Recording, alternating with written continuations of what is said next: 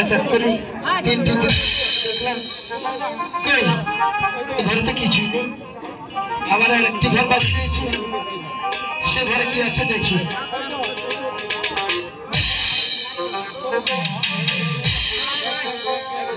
এতে দেখছি অপূর্ব সুন্দরী একটি কন্যা।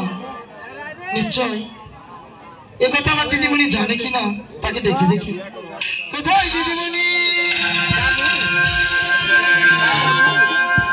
কি হয়েছে দাদা?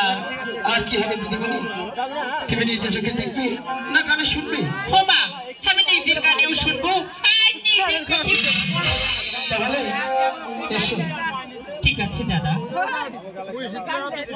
এতে দেখো দিদি, সুন্দরী অপূর্ব কন্যা। হোমা, তাই তো দাদা, তুমি একটু সরে দাঁড়াও, একে আমি দেখছি। ঠিক আছে।